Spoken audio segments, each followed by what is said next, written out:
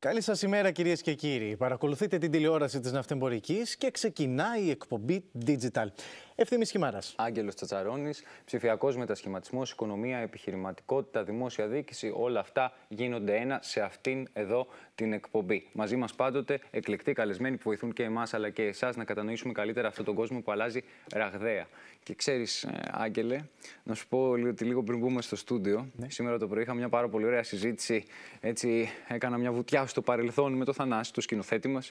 Λέγαμε για τις Πανελλήνιες, στην εποχή των πανελλαδικών εξετάσεων. Εντάξει, δεν πήγες τόσο μακριά όπως. Όχι τόσο μακριά, σε ευχαριστώ κιόλας. Αλλά ναι, αρκετά μακριά θα μπορούσε να μπει κανείς. Ξέρεις, εκείνη την περίοδο που διαβάζαμε διαρκώς, που εστιάζαμε στις εξετάσεις που ερχόντουσαν, επιμόρφωση, διαρκώς. Μια διαδικασία η οποία δεν τελειώνει κιόλας ποτέ. Σωστά. Ναι, είναι και αυτό που λέμε διαβίου μάθηση, κάτι τέτοιο. Αλλά και Ευθύμη, νομίζω ότι και σήμερα, με όλες αυτές τις αλλαγές που τις βλέπουμε από αυτή την εκπομπή, που γίνονται καθημερινά άλματα, δεν μπορείς να μείνεις στα ίδια, στάσιμος. πράγματα. Έτσι ακριβώς. Οπότε, μάλλον για να προοδεύσεις, χρειάζεται μια εκπαίδευση, χρειάζεται μια διαδικασία. Και ποιοι είναι αυτοί που πρέπει να προοδεύσουν? Κυρίως οι επιχειρήσεις. Και κυρίως τα στελέχη των επιχειρήσεων. Και για να συζητήσουμε για αυτό το πάρα πολύ ενδιαφέρον θέμα, μαζί μας έχουμε τον κύριο Στάθη Παναγουλάκο, ο οποίος είναι Master Trainer του Door Greece. Κύριε Παναγουλάκο, χαιρόμαστε πολύ που είστε μαζί μας. Καλημέρα σας. Χαίρετε, καλημέρα. Σας ευχαριστώ για την πρόσκληση. Εμείς σας ευχαριστούμε για την αποδοχή. Και να ξεκινήσουμε, αν δεν έχεις πρόβλημα, Ευθύμη, νομίζω με το κομμάτι της εκπαίδευσης, με αυτή την εισαγωγή που κάναμε. Εσείς που το βλέπετε σε καθημερινή βάση, υπάρχει ανάγκη για εκπαίδευση? Έχει αυξηθεί αυτή η ανάγκη για εκπαίδευση και ποιοι οι λόγοι? Ευχαριστώ ιδιαίτερα για αυτή την εισαγωγική ερώτηση, κύριε Τσατσαρώνη, καθώς μετά την εποχή της πανδημίας πραγματικά βιώνουμε μία άνευ προηγουμένου αύξηση στα αιτήματα από πολλές ελληνικές και πολυεθνικές εταιρείες που είναι εδώ στην Ελλάδα, με σκοπό να αυξήσουν τις ώρες εκπαίδευσης που παρέχουν στα στελέχη τους. Άρα βλέπουμε να βαίνει αυξανόμενη η ανάγκη. Επιμόρφωση σε ποιους τομείς θα λέγατε κυρίως? Πού έγκυται η ανάγκη? Σε ποιους τομείς χρειάζεται κυρίως να εστιάσει συνήθως τα στελέχη των επιχειρήσεων να εστιάσουν? Αυτό το οποίο βλέπουμε ότι παίζει ιδιαίτερο ρόλο τον τελευταίο καιρό είναι η αύξηση αυτών που λέμε ετοιμάτων για soft skills. Soft skills. Με λίγα λόγια, μιλάμε για δεξιότητες τις οποίες δεν τις διδασκόμαστε στο σχολείο, δεν είναι μαθηματικά και γλώσσα ή κάτι τέτοιο. Έχουν να κάνουν με το πώς μπορώ να ηγούμε σε μια ομάδα, πώς μπορώ να διαχειρίζομαι δύσκολες καταστάσεις, συγκρούσεις, πώς μπορώ να έχω δημιουργική σκέψη στην πράξη, όχι αυτό που λέμε out of the box thinking και μένει ένα ωραίο κλισέ. Αυτά τα πράγματα είναι και αυτά τα οποία εκτιμώνται περισσότερο, καθώς τι γίνεται? Φέρνουν και το μεγαλύτερο αποτέλεσμα στην καθημερινότητα στην εργασία. Με ποιους τρόπους εσείς προχωράτε σε αυτήν την επιμόρφωση? Ποια είναι τα εργαλεία που χρησιμοποιείτε? Υπάρχουν σήμερα αρκετοί τρόποι για να υπηρετήσουμε αυτόν τον σκοπό. Αυτό το οποίο για μένα είναι η μεγάλη προσωπική μου αγάπη και της εταιρείας μας, της Door, είναι η εκπαίδευση με φυσική παρουσία. Όταν έχεις τον άλλον απέναντί σου δηλαδή, μια ομάδα ανθρώπων, μια ομάδα στελεχών, υπάρχει αυτή η διάδραση, η συμμετοχή, οι ερωτήσεις, η δυνατότητα της αλληλεπίδρασης. Αυτό για μένα είναι αναντικατάστατο. Από την άλλη, μας έδωσε την ευκαιρία αυτή η δύσκολη κατάσταση της πανδημίας να βελτιωθούμε και στην εξαποστάσεως εκπαίδευση. Άρα ένα άλλο εργαλείο είναι όλες αυτές οι πλατφόρμες Zoom, Microsoft Teams, Adobe Connect, οι οποίες επιτρέπουν εξαποστάσεως να εκπαιδεύεις. Και πάρα πολλά εργαλεία τα οποία είναι ασύγχρονα. Δηλαδή δεν χρειάζεται η ζωντανή παρουσία του εκπαιδευτή, είτε εξαποστάσεως είτε από κοντά. Φαντάζομαι ότι αυτό δεν είναι κάτι που γίνεται μια φορά και τελείωσε. Δηλαδή αυτό είναι κάτι που πρέπει να επαναλαμβάνεται. Ότι είναι κύκλοι, με άλλα λόγια. Σωστά, η επιμόρφωση. Ισχύει. Και η αλήθεια είναι ότι εμείς οι ίδιοι που εκπαιδευόμαστε ως εκπαιδευτές, Γιατί και ξανά, βέβαια, διαρκώς οι ίδιοι εκπαιδευόμαστε, συμμετέχουμε ως εκπαιδευόμενοι σε εκπαιδεύσεις. Ακόμα και όταν γνωρίζεις ένα θέμα, κάθε φορά θα πάρεις κάτι παραπάνω, θα το βάλεις να δουλεύει με καλύτερο τρόπο. Πόσο μάλλον όταν αυτό το οποίο συνήθως είναι η μεγαλύτερη πρόκληση για τα στελέχη επιχειρήσεων είναι το ότι έχουν μάθει έναν τρόπο δουλειάς. Και εμείς καλούμαστε να κάνουμε τι στην ουσία? Να υπηρετήσουμε την αλλαγή. Να αλλάξουν δηλαδή συμπεριφορά. Συμπεριφορά με την έννοια του πώς επιτελώ τα καθήκοντά μου, πώς διαχειρίζομαι τη σχέση στην ομάδα μου. Αυτά μπορεί να τα ακούσεις και να τα καταλάβεις μέσα σε ένα οκτάωρο, σε μια αίθουσα. Παρ' όλα αυτά, για να τα βάλεις στην πράξη, να τα εφαρμόσεις είναι μια πρόκληση η οποία μπορεί να πάρει αρκετό καιρό. Με ποιους τρόπους όμως εσείς στην DOR εκπαιδεύετε, κάνετε αυτή την επιμόρφωση? Γίνεται η εκπαίδευση με ασύγχρονες μεθόδους, όπως κάποια ας πούμε online σεμινάρια? Γιατί γενικότερα όταν σκέφτομαι επιμόρφωση, είτε είναι για soft skills είτε δεν είναι για soft skills, μου έρχονται σεμινάρια. Το σεμινάριο το έχω πολύ συγκεκριμένα στο μυαλό μου, αλλά για να γίνει από πίσω θέλει μια οργάνωση. Και κάπου εκεί νομίζω ξεχωρίζει και το πετυχημένο σεμινάριο. Εσείς πώς το βλέπετε, τι ξεχωρίζει για να γίνει ένα πετυχημένο σεμινάριο? Και είναι αυτός ένας τρόπος που... Και στην ερώτηση αυτή να συμπληρώσω, είναι εξατομικευμένα και όλα στα σεμινάρια αυτά? Γιατί βασίζεστε σε μια πεπατημένη, ας το πούμε έτσι. Εξαιρετικά εύστοχες οι ερωτήσεις σας. Ακόμη και αν μου λέγατε να κάνω έναν μονόλογο για αρκετή ώρα, δεν θα μπορούσα να με βοηθήσει κάτι περισσότερο από τις ερωτήσεις που μου κάνετε. Όλα κρίνονται από το αποτέλεσμα. Αυτό το οποίο θέλουμε λοιπόν είναι, πριν ξεκινήσουμε μια εκπαιδευτική δράση, να αποτυπώσουμε ποιο είναι το επιθυμητό αποτέλεσμα στο οποίο θέλουμε να φτάσουμε και να κάνουμε μια πολύ καλή ανάλυση εκπαιδευτικών αναγκών, training needs analysis, ώστε να δούμε πού είμαστε σήμερα. Και να δούμε αυτό το χάσμα πώς θα γεφυρωθεί.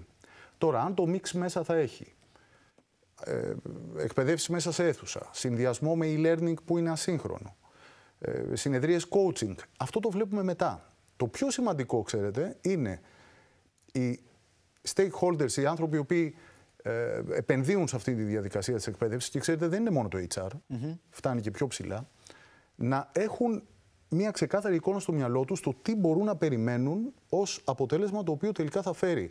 Αυτό τον έλεγχο που κάνετε με την ανάλυση εκπαιδευτικών αναγκών, με ποιους τρόπους μπορεί να γίνει? Και αρχικά να πούμε γιατί μιλάμε. Μιλάμε για μια εταιρεία μικρού μεγέθους, μεσαίου μεγέθους, γιατί όλο αυτό διαφοροποιείται. Η αλήθεια είναι ότι είναι μια μεθοδολογία. Άρα, είτε μιλάμε για μια μικρού ή μεσαίου μεγέθους εταιρεία, ανεξαρτήτως δηλαδή του αριθμού στελεχών, η έρευνα στο ποια είναι η κατάσταση σήμερα μπορεί να γίνει και εξ αποστάσεως, δηλαδή με web ερωτηματολόγια, τα οποία συμπληρώνουν οι συμμετέχοντες. Πολλές φορές καταφεύγουμε σε ανώνυμα ερωτηματολόγια ώστε να εκφράσουν τις πραγματικές τους ανησυχίες. Ποιες είναι οι πραγματικές προκλήσεις που έχουν στη δουλειά τους.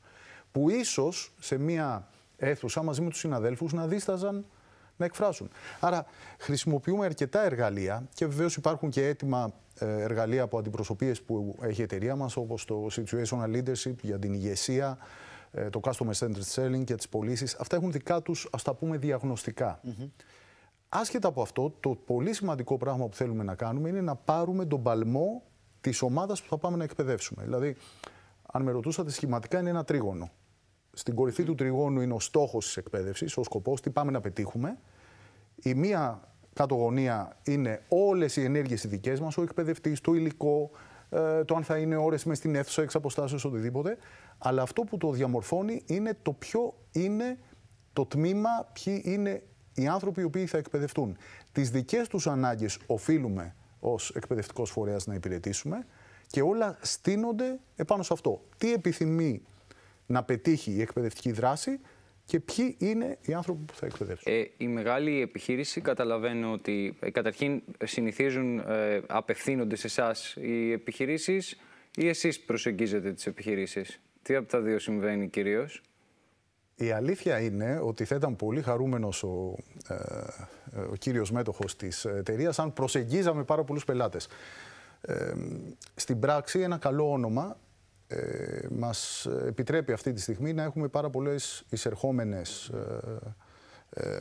πηγές για να αναλάβουμε εκπαιδευτικές δράσεις, τις οποίες φυσικά υπηρετούμε με μια αρκετά μεγάλη αλλά σταθερή ομάδα συνεργατών επαγγελματιών που είμαστε στη... Και είναι κάτι που ρώτησε κάπως, και το ρώτησε ο Άγγελος, απλώς δεν κατάλαβα την απάντηση. Εγώ μπορώ, γιατί αν είμαι μια μεγάλη εταιρεία, φυσικά θα έρθω, με ενδιαφέρει να εκπαιδευτώ. Συνηθίζουν οι μεσαίες επιχειρήσεις να μπορούν να απευθυνθούν σε εσάς? Υπάρχουν δύο σχήματα για να το πω από την πράξη, όχι θεωρητικά. Όταν έχω μια ομάδα ανθρώπων που μπορούν να εκπαιδευτούν στο ίδιο αντικείμενο, και όταν λέω μια ομάδα, επειδή είναι εργαστηριακή η προσέγγιση μας, δηλαδή συμμετοχική, με διάδραση, με ασκήσεις, με role plays, με case studies, αυτό δεν μας επιτρέπει να έχουμε ένα πολύ μεγάλο τμήμα το οποίο να πάμε να εκπαιδεύσουμε. Άρα, αν έχει τη δυνατότητα μια μικρομεσαία επιχείρηση να συγκεντρώσει μια ομάδα 8, 10, 6 ανθρώπων που να έχουν παρόμοιο αντικείμενο και να πάρουν το ίδιο training, σε αυτή την περίπτωση βεβαίως μπορούμε να το υπηρετήσουμε και το υπηρετούμε. Από την άλλη, για να το ολοκληρώσω, υπάρχουν αυτά τα οποία λέμε σεμινάρια ανοιχτής συμμετοχής, άρα μπορεί να στείλει ένα άτομο μια εταιρεία, 2 άτομα και να συγκεντρωθεί από περισσότερες από μια εταιρείες ένα τμήμα. Αυτό δεν είναι τόσο συχνό γιατί ο κάθε κλάδος έχει τις δικές του προκλήσεις. Υπάρχουν θέματα εμπιστευτικότητας, όπως καταλαβαίνετε, σε εκπαιδεύσεις ηγεσίας κτλ. Οπότε το βέλτιστο είναι να έχεις αυτό που λέμε ενδοεταιρικό. Να πας σε μια εταιρεία και να πεις: ωραία, ποιοι είναι οι άνθρωποι σου, ποιο γκρουπάκι μπορούμε να κάνουμε. Υπάρχουν περιπτώσεις που έχετε εκπαιδεύσει άτομα ενός οργανισμού ή μιας εταιρείας, τα οποία έπειτα να εκπαιδεύσουν εκείνοι τους συναδέλφους τους? Είναι κάτι το οποίο γίνεται και... Σαφέστατα. Είναι αυτό που ονομάζουμε Train the Trainer, πρόγραμμα εκπαίδευσης εκπαιδευτών. Προσωπικά έχω τρέξει ένα πρόγραμμα για μία από τις μεγάλες ελληνικές τράπεζες για όλους τους εσωτερικούς εκπαιδευτές της. Και η δουλειά αυτών των ανθρώπων είναι πια να αντιληφθούν τι χρειάζεται για να εκπαιδεύσω έναν ενήλικο. Αυτό ήθελα να σας ρωτήσω. Πώς θα τον κάνω να μάθει, να συγκρατήσει και να αλλάξει συμπεριφορά, να εφαρμόσει. Και αυτό παράλληλα με τη δουλειά του στην Ακριβώς εδώ είναι ένα ερώτημα που θέλω να σταθούμε. Γιατί όταν μιλάμε για μια εκπαίδευση εργαζομένων, σημαίνει ότι ο εργαζόμενος ήδη, έχω τον α εργαζόμενο, ο οποίος ήδη δουλεύει 8 ώρες και παράγει αυτό το αποτέλεσμα. Για να εκπαιδευτεί και να έχει και μια συνεχόμενη εκπαίδευση, πρέπει να χάνει κάποιες ώρες από την καθημερινή του εργασία. Αυτό πώς το βλέπουν οι εργοδότες? Υπάρχουν δύο τρόποι να το δεις. Ο τρόπος με τον οποίο θέλουμε να το δούμε και να το μεταδώσουμε, ποια είναι η σωστή οπτική για να το δεις, είναι το return on investment. Υπάρχει return on investment για την εκπαίδευση, για το training. Εμείς εφαρμόζουμε τη μεθοδολογία του Jack Phillips, ο οποίος τι λέει?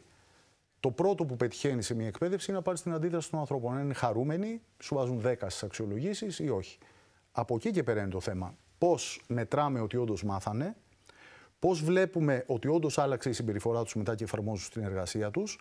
Αυτό να μετατραπεί σε KPIs και να δούμε στην πορεία του χρόνου πώς μεταβάλλονται και ιδανικά να το φτάσουμε και σε χρηματική ροή. Δηλαδή, οι εργατόρες που δεν τον έχω τον άλλο στην εργασία του και είναι εκτός, η αίθουσα εκπαίδευσης, η πληρωμή του εκπαιδευτή. Όλο αυτό να μαζέψει όλο το κόστος και να πεις τι θα μου δώσει πίσω σαν επένδυση. Κύριε Παναγουλάκο, από την εμπειρία σας, έτσι ως άνθρωπος της αγοράς στην πραγματικότητα, ποιο είναι το επίπεδο αυτή τη στιγμή των στελεχών στην Ελλάδα? Θα μπορούσατε να πείτε ότι είναι υψηλό, θα μπορούσε να ήταν καλύτερο το επίπεδο του ανθρώπινου δυναμικού στις επιχειρήσεις? Θεωρώ δεν είμαι σε θέση να κρίνω πώς είναι το επίπεδο. Αυτό το οποίο μπορώ να απαντήσω είναι το πώς βλέπω από το 2013 που ασχολούμαι κατά αποκλειστικότητα ως εκπαιδευτής ενηλίκων με στελέχη επιχειρήσεων, είναι ότι υπάρχει μια καλύτερη κουλτούρα όσον αφορά το θέμα του training. Δηλαδή δεν είναι το μας στέλνει το HR. Γιατί υπάρχει και αυτό. Βγαίνω εκτός της αγοράς, χάνω τις δουλειές μου, κάτσε να ανοίξω και λίγο το λάπτοπ για να κάνω κάτι. Υπάρχει αντίληψη πλέον ότι χτίζω στον εαυτό μου, χτίζω στις δεξιότητές μου και αυτό είναι κάτι το οποίο σήμερα είμαι σε αυτόν τον εργοδότη. Αυτή η αντίληψη υπήρχε από το 2013 ή την είδατε να αλλάζει στην πορεία? Την έχω δει να αλλάζει και να γίνεται αυτή η κουλτούρα εκπαίδευσης όλο και καλύτερη και ειδικά τα τελευταία 2-3 χρόνια. Τα τελευταία 2-3 Δηλαδή, θεωρώ μας άλλαξε σε αυτό θετικά, στο δικό μας κλάδο, η υπόθεση της πανδημίας. Μάλιστα. Κύριε Παναγουλάκο, σας ευχαριστούμε πάρα πολύ που ήσασταν μαζί μας για τη συζήτηση. Εγώ ευχαριστώ. Θερμότατα. Λοιπόν, έφτασε λοιπόν το τέλος ενός ακόμη digital. Εσείς μείνετε στην Αυτεμπορική, ακολουθεί ανταλλακτήριο ιδεών με το Λάμπη Ταγματάρχη και μέχρι την επόμενη εβδομάδα θα είμαστε εδώ.